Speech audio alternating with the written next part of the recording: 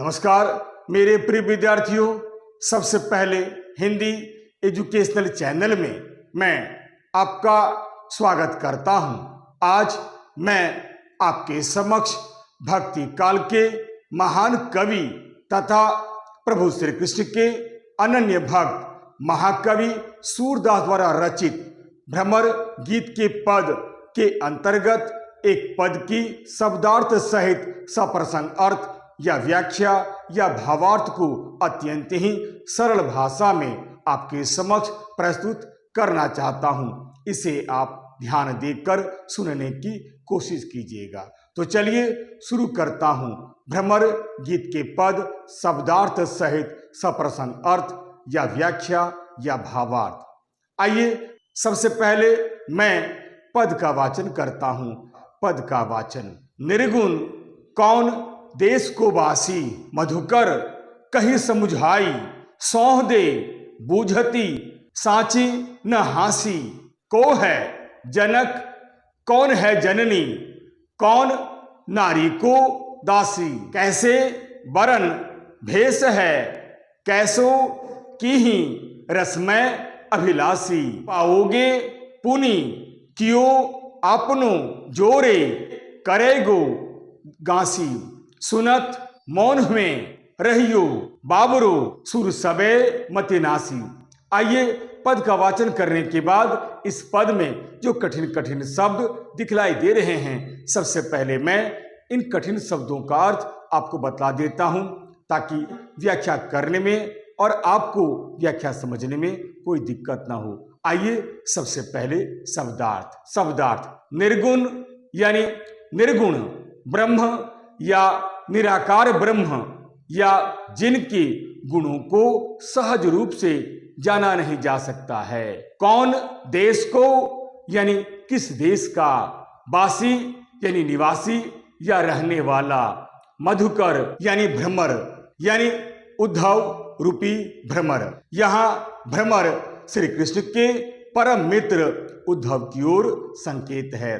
कही यानी कहकर, समुझाई यानी समझाकर या समझाना, सौह दे यानी सौगंध खाकर या शपथ देकर, बूझती यानी समझना, साची यानी सच, न यानी नहीं, हासी यानी हंसी मजाक, को है यानी कौन है, जनक यानी पिता, जननी यानी माँ, कौन यानी किस, नारी यानी स्त्री, दासी यानी सेविका, कैसे यानी किस प्रकार, बरन यानी रंग, भेष यानी वेश, हैं कैसों यानी किस प्रकार का है, किही यानी किसमें, रसमय यानी आनंद में लीन रहने वाला, अभिलाषी यानी इच्छुक, पावोगे यानी पाओगे, पुनि यानी फल, क्यों आपनो यानी यदि आपने किया है, जोरे करेगो गांसी यानी छल कपट करना, यदि तुमने छल कपट किया यानी छल कपट करना, सुनत यानी सुनकर, मौन यानी चुपचाप में रहियो यानी चुपचाप रह जाना, बाबरो यानी पागल होना। सूर यहाँ पर सूरदास कवि हैं। सबे यानी सब या सारा, मति यानी राय या बुद्धि या विवेक, नासी यानी नष्ट हो जाना या समाप्त हो जाना। आइए शब्दार्थ बतलाने के बाद अब मैं संदर्भ आपके सामने प्रस्तुत करने का प्रयास करता हूं। संदर्भ। प्रस्तुत पंक्तियां हमारी पाठ्य पुस्तक, यहाँ पर आप पाठ्य पुस्तक का नाम दे सकते हैं जो पुस्तक आपके यहाँ पढ़ाई जाती है, के पाठ सूरदास के पद या भ्रमर गीत के पद नामक शीर्षक कविता से ली गई है। इस कविता के रचनाकार महाकवि सूरदास जी हैं। महाकवि सूरदास भक्ति काल के एक महान कवि तथा प्रभु श्री कृष्ण के अनन्य भक्त हैं। इन्हें हिंदी का सूर्य भी कहा जाता है। यही नहीं, महाकवि सूरदास जी को वात्सल्य रस का सम्राट कवि भी कहा जाता है।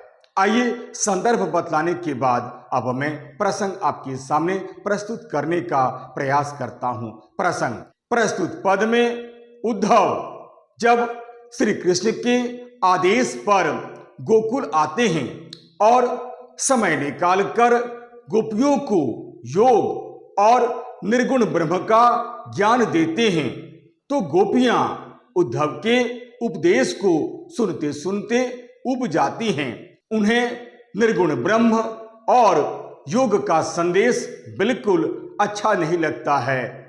वह बहुत ही दुखी हो जाती हैं। अंततः गोपियां भौरे के माध्यम से ही उद्धव से उपर्युक्त पंक्तियां कहती हैं। इस पद में महाकवि सूरदास जी ने गोपियों की मन स्थिति तथा श्री कृष्ण के प्रति अपार प्रेम, भक्ति और समर्पण की भावना को बड़े सुंदर ढंग से उजागर किया है। यही नहीं, इस पद में गोपियों ने निर्गुण ब्रह्म का खंडन करते हुए सगुण ब्रह्म के प्रति आस्था व्यक्त करते हुए सगुण ब्रह्म की प्रतिष्ठा की है। आइए संदर्भ और प्रसंग बतलाने के बाद अब मैं पहले की भांति एक एक दो दो पंक्ति को पढ़ता हूं, फिर अर्थ बतलाते हुए इसकी व्याख्या करता हूं। इसे आप ध्यान देकर सुनने का प्रयास कीजिएगा। पहली पंक्ति, निर्गुण कौन देश को वासी। निर्गुण यानी निर्गुण ब्रह्म या निराकार ब्रह्म या जिनके गुणों को सहज रूप से जाना नहीं जा सकता है। कौन देश को यानी किस देश का, वासी यानी निवासी या रहने वाला। उद्धव जब श्री कृष्ण के आदेश पर गोकुल आते हैं और गोपियों को योग तथा निर्गुण ब्रह्म का ज्ञान देते हैं, तो गोपियां उद्धव के उपदेश को सुनते सुनते उब जाती हैं, थक जाती हैं।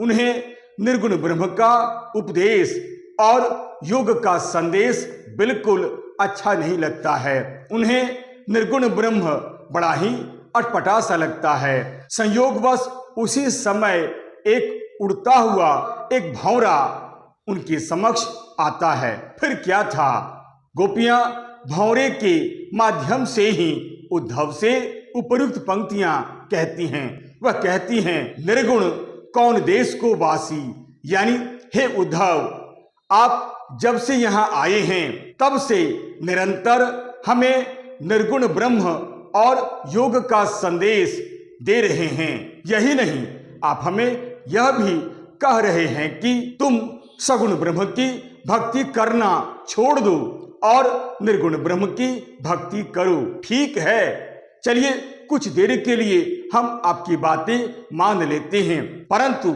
संदेश देने से पहले हमें यह बतलाइए कि यह निर्गुण ब्रह्म कौन है। निर्गुण कौन देश को वासी, यानी हे उद्धव, हमें यह बतलाइए यह निर्गुण ब्रह्म किस देश का रहने वाला है। कहने का अर्थ यह है कि गोपियां उद्धव के ज्ञान मार्ग का परिहास करते हुए कहती हैं कि हे उद्धव, जिस ब्रह्म की तुम बार बार प्रशंसा कर रहे हो, जिस निर्गुण ब्रह्म की तुम बार बार बातें कर रहे हो, पहले यह तो बतलाओ कि वह निर्गुण ब्रह्म कौन है और वह किस देश का रहने वाला है। निर्गुण कौन देश को वासी, यानी हे मधुकर, हे उद्धव, हमें समझाओ तुम्हारा यह निर्गुण ब्रह्म किस देश का रहने वाला है। अब अगली पंक्ति देखिए, मधुकर कही समझाई सौह दे बूझती साची न हासी।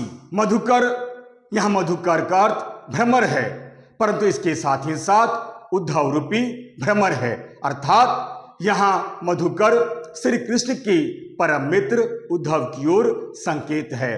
कही यानी कहकर, समझाई यानी समझाकर, सौदे यानी सौगंध देकर या शपथ देकर, बूझती यानी समझाना, साची यानी सच, न यानी नहीं, हंसी यानी हंसी मजाक। अर्थात हे उद्धव, हे मधुकर, मुझे उस निर्गुण ब्रह्म के बारे में समझाकर बतलाओ। हे उद्धव, आप मुझे निर्गुण ब्रह्म के बारे में समझाइए। जिनके बारे में तुम इतनी देर से बातें कर रहे हो, जिनकी तुम बार बार इतनी प्रशंसा कर रहे हो। हे उद्धव, हम गोपियां सौगंध देकर तुमसे पूछती हैं कि हे उद्धव, तुम सच सच बतलाओ, इसमें हंसी मजाक की कोई बात नहीं है। हे उद्धव, तुम जो कुछ भी कहोगे सच सच कहोगे। हे उद्धव, यह ध्यान रखिए कि हम गोपियां आपसे मजाक नहीं कर रही हैं। हे उद्धव, हमें सच सच बतलाइए। मधुकर कही समझाई, सौह दे बूझती साची न हासी। यानी हे उद्धव, हम आपसे या तुमसे हम कोई हंसी मजाक नहीं कर रहे हैं। आप हमें सच सच बतलाइए, आप जिनके बारे में इतनी बातें कर रहे हैं, आखिर वह कौन है, वह कहाँ का रहने वाला है। आप इसे हमें समझाकर बतलाएं। और हाँ, यदि तुमने हमें ठीक से नहीं समझाया तो फिर हम तुम्हारी बात कैसे समझेंगे, फिर हम निर्गुण ब्रह्म की आराधना कैसे करेंगे। इसलिए आप हमें ठीक से समझाइए कि यह निर्गुण ब्रह्म कौन है और वह कहाँ का रहने वाला है।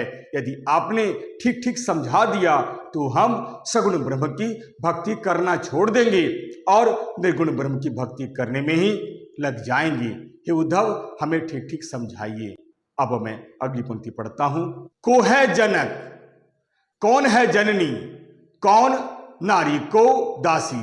को है यानी कौन है, जनक यानी पिता, कौन है यानी कौन है, जननी यानी मां, नारी यानी स्त्री, दासी यानी सेविका।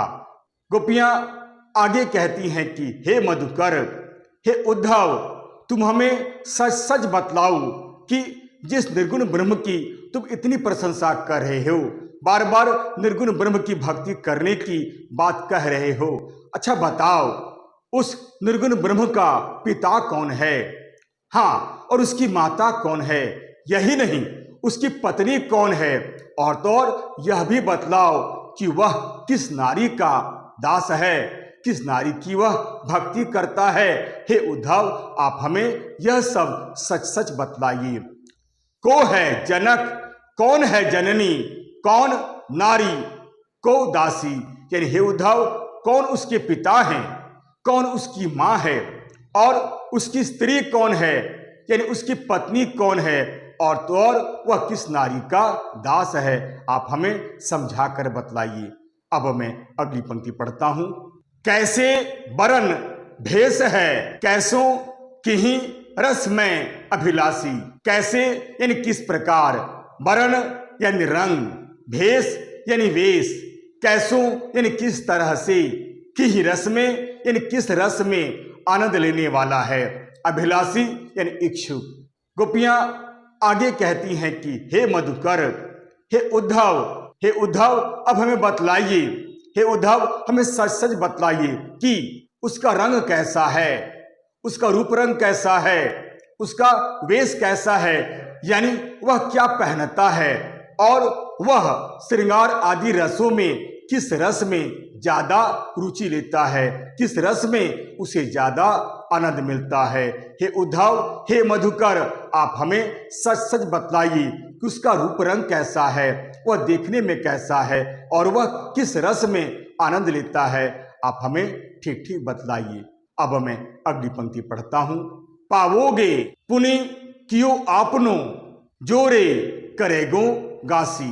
पाओगे यानी पाओगे, पुनि यानी फल, कियो आपनो यानी यदि आपने किया है, जोरे करेगो गासी यानी यदि आपने छल कपट किया तो, यानी छल कपट करना। गोपियां आगे कहती हैं कि हे मधुकर, हे उद्धव, देखो, याद रखो, हम गोपियां बड़ी ही भोली भाली गोपियां हैं, हमें छल कपट नहीं आता है और न ही हम छल कपट करना जानती हैं। जो सच है हमें वही बतला दो, हमें ठगने का प्रयास मत करो। हम तुम पर विश्वास करती हैं, इसलिए हे उद्धव, हमें ठगने का प्रयास मत करो।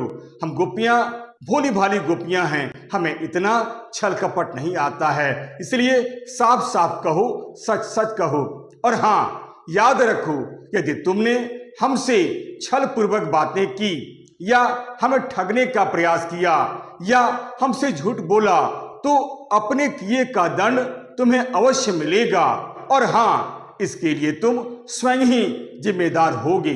पावोगे पुनि क्यों आपनो जोरे करेगो गासी, यानी तुम्हें इसका दंड जरूर मिलेगा यदि तुमने हमें धोखा दिया है, छल कपट किया है। और छल कपट का रास्ता अपनाकर यदि तुमने हमें समझाने का प्रयास किया है तो याद रखो, इसका दंड तुम्हें जरूर मिलेगा और इस दंड के लिए केवल तुम्हें जिम्मेदार रहोगे। इसलिए सोच समझ कर कहो, जो भी बोलना है साफ साफ बोलो, सच सच बोलो, हमें ठगने का प्रयास मत करो। अब मैं अगली और अंतिम पंक्ति पढ़ता हूं, फिर अर्थ बतलाते हुए इसकी व्याख्या करता हूं। सुनत मौन में रहियो बाबरो सुर सबे मति नासी।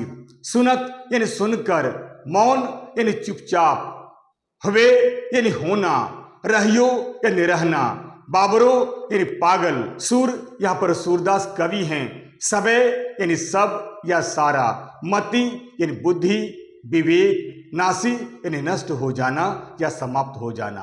अंत में महाकवि सूरदास कहते हैं कि गोपियों के इस तर्क को सुनकर बेचारा उद्धव पागल हो जाता है, मौन हो जाता है।